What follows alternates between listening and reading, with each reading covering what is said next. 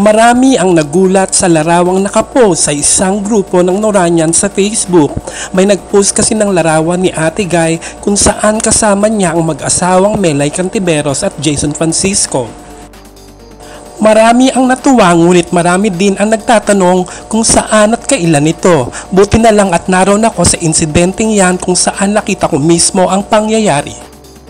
Ito ay noong 2011 sa mini-concert ni J.M. De Guzman at Edgar Allan Guzman entitled Indie Bro The Concert at guest diyan si Melay at Jason.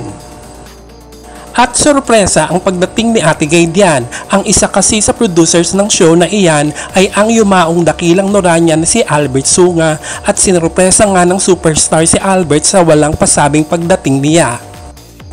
At dahil close din si Albert kay Melay at Jason ay nakiusap sila kay Albert na kung pwedeng magpa-picture kay Nora. May dala pang magazine si Jason na cover si Nora at nagpa-autograph pa siya. Kahit ang owner ng Zirco na si Alan Kay ay nasurpresa sa pagdating ni Nora at pinuntahan niya ito sa table at niyakap niya. Tuwang-tuwa si Alan na certified solid Noranian. Samantala ay nag-post ang official Facebook page ng pelikulang Pieta kung saan sinabi nito na magkakaroon uli ng special screenings. Hindi pa sinabi kung kailan at saan, ngunit marami ang nasabik at umasang mga Noranians na mapapanood na ito sa pagkakataong ito. Matatandaan na nagkaroon na ito ng advance screening noong December at January.